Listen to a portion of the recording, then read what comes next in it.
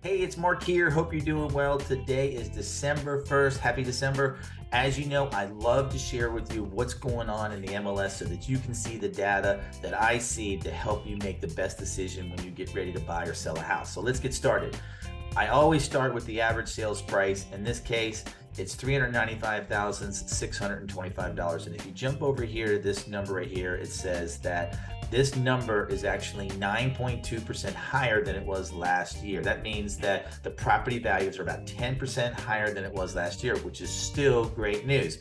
Now, one of the things I'm always asking is how much is the seller contributing or giving to or negotiating with the buyer? Because I want to know, are the prices dropping?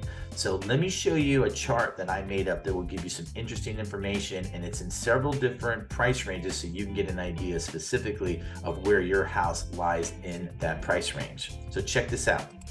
So what I did is I wanted to see if the sellers were giving contributions on behalf of the buyer, and I wanted to know if it was different based on price range. So the first chart I have here is from $0 to $350,000. So that's houses that sold in the last 30 days between 0 and 350. The average of all those properties in the Metro Richmond area was $259,772.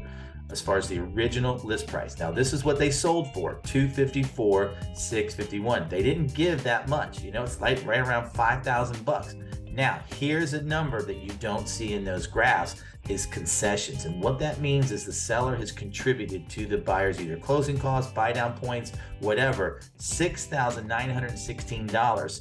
So really their adjusted sold price is $247,735.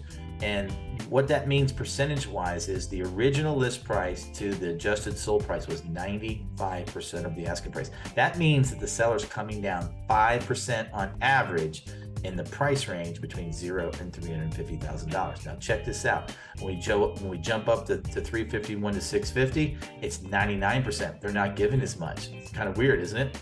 And then when you go from 651 and up, they actually aren't giving hardly any concessions. And for the most part, they're almost 100%. And the days on market is 18, 21, and 25 days on the market, which is relatively soon. So what that means is the buyers are actually getting more concessions for the first time home buyer price. And I think the reason for that is because the interest rate is so high that the sellers are contributing more concessions to help the buyers buy that loan down so they can get in a more manageable mortgage. If you have any questions specific about your property, feel free to give me a call. I'd love to do a comparative market analysis and show you exactly what's going on in your area so that you can best price your property to get the maximum amount of dollars.